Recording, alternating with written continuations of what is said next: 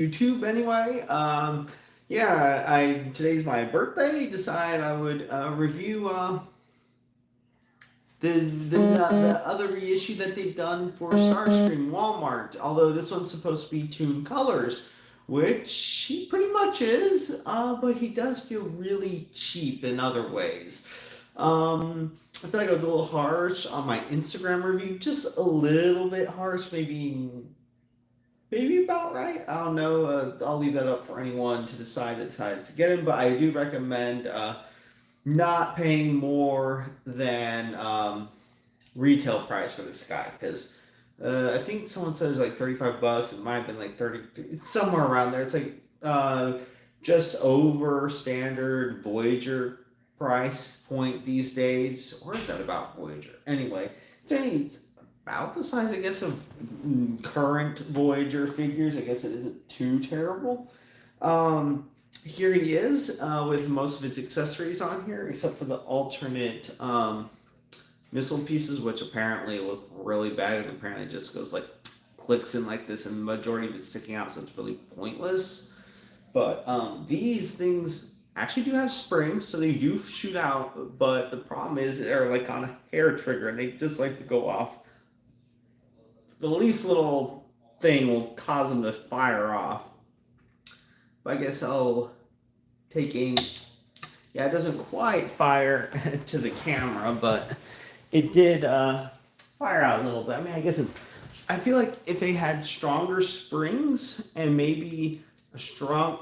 See, it doesn't even want to stay in. Like it's you have to fight it to the missile to stay in. And with this guy, there is no sticker sheet. It's just the color he's painted and or molded in is what he comes with, pretty much. That's pretty much what you see is what you get with this guy. He does have the Megatron. I will admit it's possibly just because they haven't redone the molds, like the dies where the pretty much the things that they use to make the actual figures, the toys. I think it's possible they haven't remade new ones in a while. Maybe they're starting to get worn out. That might be part of it. Why it feels kind of cheap. I don't know if it's the plastic they use. It might be relatively high quality. It feels weird. I think it's also like I said, there's no stickers on this guy. He's pretty much everything on here is like painted on, which he does have a decent amount of detail. I mean, considering it's just to be cartoon detail. But he does feel like really loose. Like the plastic in there is just loose. So it's not the greatest there. Everything kind of stays on. It just feels like I said. It just feels really cheap, unfortunately. But like I said, retail price he's good. I think.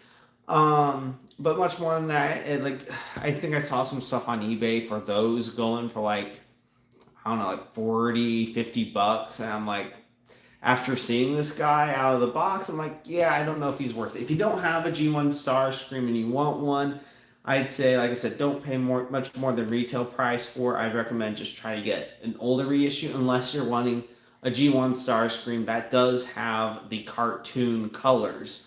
I did kind of complain about the shape of the canopy on here, like it was too bubbly, but I guess not because I looked at a review real quick of G1 Starscream, and yes, he does have that look. Except they did put a rubber nose cone, and if I remember right, last time it might have been a little softer plastic, but it still felt relatively plastic. Whereas this just feels like it's straight up rubber, and the seam right there is just really bad. It feels like on the top of the nose cone, at least, it's not as visible, so that's not too bad. But yeah. G1, so articulation is pretty much non-existent, just the arms, nothing at the head, it's just arms, pretty much, that's it. So you pretty much got a statue right here.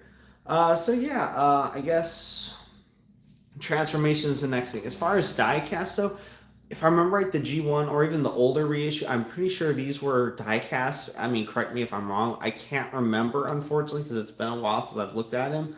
But yeah, this is just plastic right here.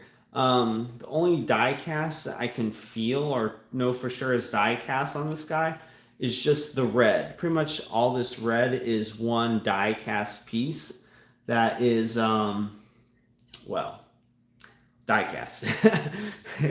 Yeah, everything else is pretty much just plastic. So I guess I'll go ahead and get him transformed. So just pretty much pull everything off hopefully without these missiles going flying off who knows where. And then pull off his boxing glove hands.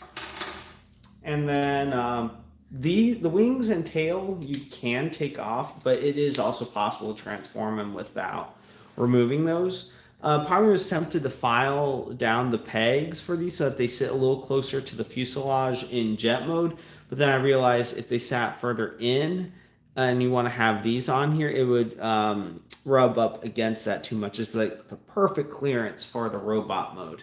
But yeah, but you kind of just rotate the wings up, rotate the head around. Well, I guess, yeah, rotate around. Although I will say this, I don't know how much of it was already there from manufacturer or whatever, but there is stress marks on that hinge right there. If you can see the little bit of the whitening of the plastic. It is pretty stiff, but I think that it's possible that it's from me handling it. Like I saw a couple quick reviews on this guy from some other people, and they said that was one of their biggest concerns and complaints, is that there did seem to be some stress marks on the figure. And then the next thing, once you get it kind of rotate around, is just rotate his nubbins of arms around to fill in the back right here. And then you just close that up, rotate the tail fins down till they kind of click into place, and then just rotate the wings. And you pretty much got him in his jet mode. Only thing left to do is to give him his landing gear, unless you want to have him flying in the sky. But considering it has the two wheels right here, it's like, may as well just give it to him. And here we have him in his jet mode. Of course, you can put the null ray and the missiles on the bottom of the wings. Just plug them in. And then you can put whatever the null ray attachments or the missile. Let's just put the missile on just to show you how bad it looks. Look, see, that's what it looks like. That is bad. That's just so comical. If they're going to do this, they should have done it, say, like from here, cut this part off, and then have it just far enough to where it clicks into place where it's just sticking out, where it's pretty much would look like this rather than like this. So that is something that they, in my opinion, should have done. But whatever, it is what it is. And then if you take off Megatron, you can just put that together and just plug it into either side underneath without undoing his note or popping Megatron right back off. Yeah, this guy does have some issues, and also looks like it could potentially scrape off the paint a little bit too, the red paint they have right there. But yeah, you can plug Megatron on, and he kind of stays on there, but hey, it's something you can do with Megatron. And of course, he does have visible head syndrome, but it is G1, so I'm not going to gripe too much about it. And then, of course, there's the gaps, but even the reissue that they did a few years ago still had that problem, so I'm not going to complain there. He like I say, he looks cool, but he definitely feels flimsy and kind of cheap. And then, I guess one last thing, the cockpit canopy does open up. So I guess you could, if you did have like a micro machine, or what was it? What were they called? This is the Diaclone figures, but where they had the tiny little figures that would ride in the cockpits or the cars.